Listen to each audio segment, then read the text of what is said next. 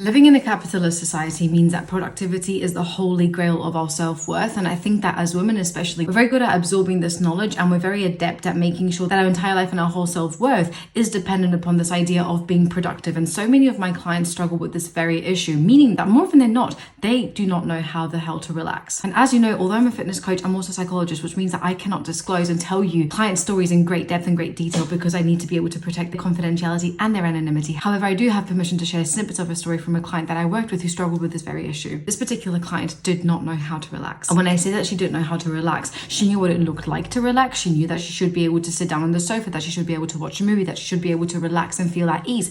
But every time that she did that, she felt increasingly more tense. And because of that increasing tension, she just ended up finding tasks to busy herself with throughout the day inside of the house. If it was not one thing, it was the next thing. She'd start new projects, stop them, etc., etc. But she never gave herself permission to actually sit down and rest because rest felt really unsettling for her. But this wasn't why this client started working with me. This client started working with me because she was experiencing real difficulty with stopping herself from binge eating. She'd find that it would come to the end of the week especially, and it felt like literally a switch had been flicked because she would start eating and she would not be able to stop until she was in a complete and utter carb coma. That's where we started, but the realization that we had was that the reason that she kept binge eating was because she did not feel at ease when relaxing. And so the only way that she could feasibly and tangibly be relaxed was if she'd eaten so much food that she was literally physically incapacitated from doing anything else. And so what seemed like a binge eating problem was actually a learning how to feel okay when relaxing problem. And the solution to that was learning to be more accepting of that discomfort, was learning to make room for that discomfort,